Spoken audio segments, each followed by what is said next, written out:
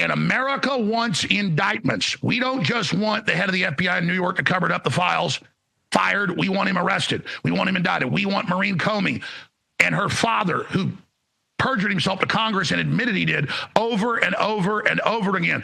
These people declared war on America. We accepted the challenge. We've taken the major beachhead. We're winning, but now we've got to press the attack now because our enemies are cornered, vicious rats, and now is the time. It is existential, and Ed Martin that they fear, I believe, is the man to not just lead the government weaponization task force and the head pardon lawyer, but he is the man. They should give him a $5 billion budget to go to war with the deep state, and Trump should call his cabinet in today and tell his director of national intelligence and the CIA, Ratcliffe and all of them, I want in a week, I want all my powers spelled out. I want all the powers you have spelled out constitutionally. I want all this information that we know is cut and dry, and I want indictments now. I want to go on the attack now. It is time to finish off the globalist.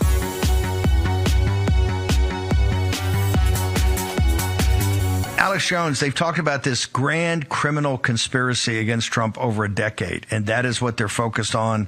You see these leaks about Brennan and Comey.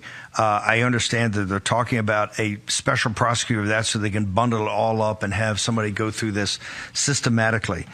Do you agree with that thesis, that that's what they should do? Well, you and I have been saying that for years. And so is General Flynn and others. It is an absolute maximum imperative. We have them with Crossfire Hurricane. We have the documents released by the CIA director and the director of national intelligence, Tulsi Gabbard. We have them. It's open and shut, directed by Obama. And all they've got to do is bring in Clapper for questioning. He's the weak link. He will sing like a canary. It must be done. This deep state has committed treason against this country. They stole the 2020 election. They ran all these other hoaxes that were attempted coups against our republic. They set us up on J6.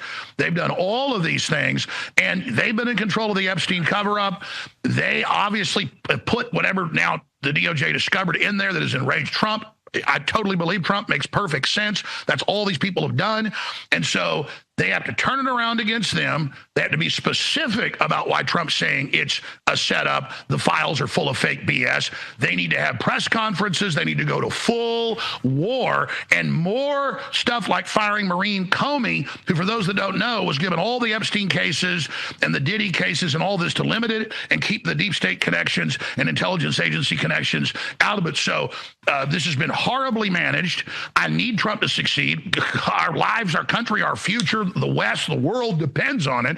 And so when I see somebody that's so important to the world, the most important person in the world right now, making horrible decisions and creating the ultimate Streisand effect, when they had, you know, months and months and months ago, the binders and phase one, well, where's phase two?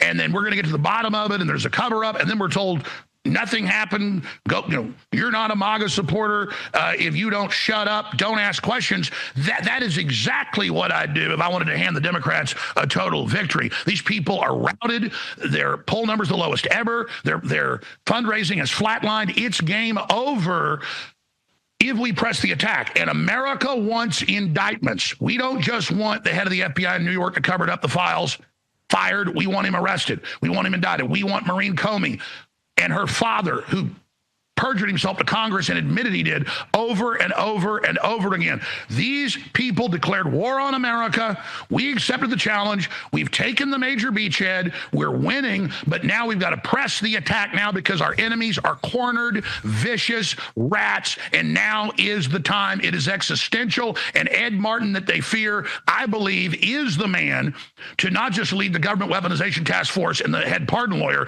but he is the man. They should give him a $5 billion budget to go to war with the deep state, and Trump should call his cabinet in today and tell his director of national intelligence and the CIA, Ratcliffe and all of them, I want in a week, I want all my powers spelled out. I want all the powers you have spelled out constitutionally. I want all this information that we know is cut and dry, and I want indictments now. I want to go on the attack now. It is time to finish off the globalist. The media is reporting that you've divorced yourself from President Trump. I think it's probably farthest from the truth. Can you just explain to the audience for a second this Epstein situation and your ongoing relationship with the president and supporting his policies and him? Absolutely. I'd love to clarify that. CNN, Wall Street Journal, the front of Drudge was basically the Democrat Party mouthpiece. Jones divorces Trump. Trump divorces him and anybody else that questions Epstein. That is totally not true. They've taken little short clips out of context, as they always do. I love the president. He has incredible courage. He's getting so much done on the economy, the border, national security. They're really ramping up deportations. They're now found 30,000 of the missing children, and prosecutions are beginning. They've fired Maureen Comey, that ran with her father, the Epstein case cover-ups on record. So we're really seeing a lot of traction. And in many ways, Trump's doing better than I thought he would do in his first 170 days. But the PR handling of this now 12 days ago, when they slip out this memo to Axios, the globalist mouthpiece, and say he didn't,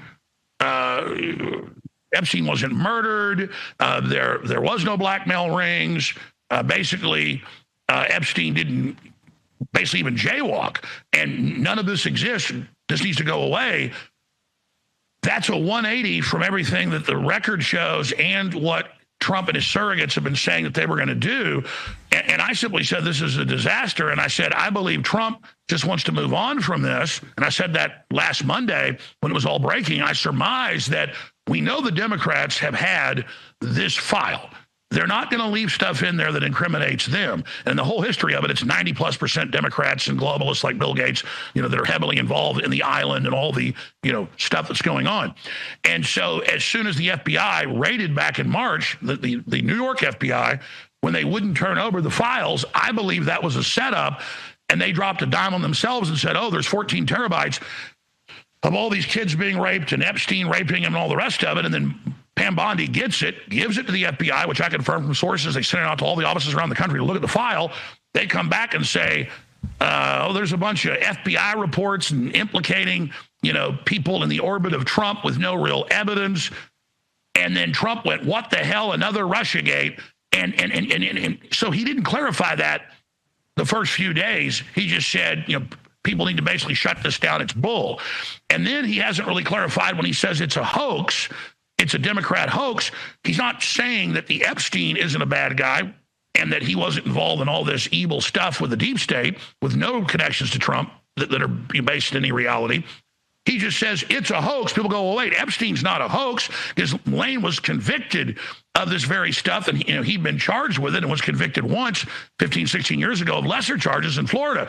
So Trump, I think, needs to be very clear that, no, the Epstein case and the evil he did is very real, but they've been in control of this file, Brennan, Clapper, and all the rest of them, and it makes total sense that they falsified all these other records, the Crossfire Hurricane, the Steele dossier, all run by Obama. Clapper. Well, are we going to hang on? Are we going to get into the back of that by having a special prosecutor? I mean, they're supposed to declassify certain documents today. We know they had DNI had a big meeting, I think, on Sunday to talk about declassification. Is that whole criminal conspiracy against Trump for the last 10 years?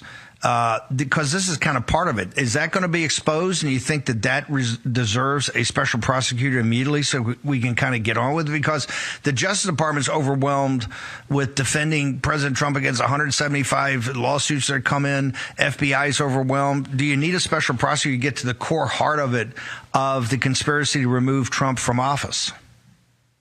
Absolutely. I've been calling for a special prosecutor since he was president-elect. I knew this was going to become a big issue. The Democrats that never wanted any Epstein information released in the previous 15 years, now they want, quote, it all released because they were in control of all the investigations with Comey at the top, his daughter, down at the ground level, literally being given all the cases to limit it only to lower charges and keep it away from Epstein's handlers. And so exactly, here's the bottom line. It makes perfect sense. And that's their past MO, and that's what the globalists and Brennan and Comey and Clapper that ran all these other hoaxes have done, that, of course, whatever they left in the files that the Trump DOJ was finally able to get, is going to cover up anything they did and then put a bunch of disinfo and FBI reports and Jane Does that have already turned out to be fake, a rehash of all of that kind of E. Jean Carroll type garbage.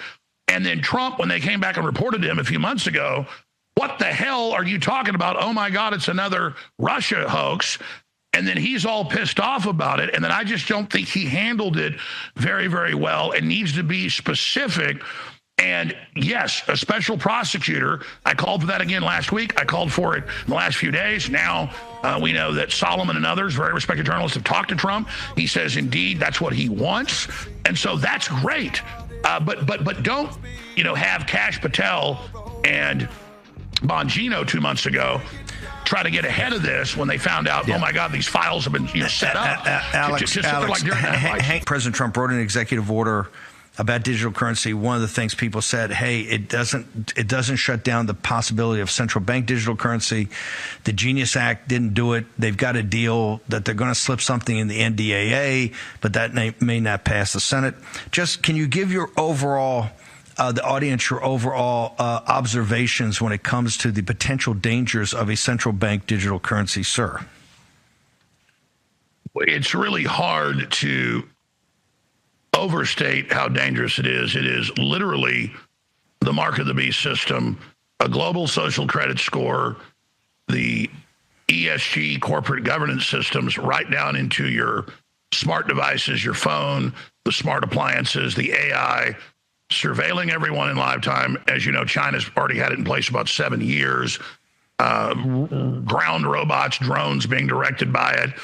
The goal is you can't leave 1 foot outside your house, to quote the Chinese Communist government, if you're not in good standing. You can't get on a train, you can't rent a car, you can't rent a hotel, you can't have a job. And the UN, the WEF, and others for decades, and Bill Gates has been heavily involved, have already created the standardization for this with China for a global rollout of central bank digital currencies that the nations then comport to. And essentially, it'll end up being one big global corporate new currency that would replace the dollar. So Trump wisely in the last few years said he is against any central bank digital currency system, and he would oppose one foreign, which is basically what the BRICS is forming, and that he would oppose one here. And he has supported Bitcoin and things that actually diversify currencies to the public that are free and open and open source and a competing market of currencies, which is the answer.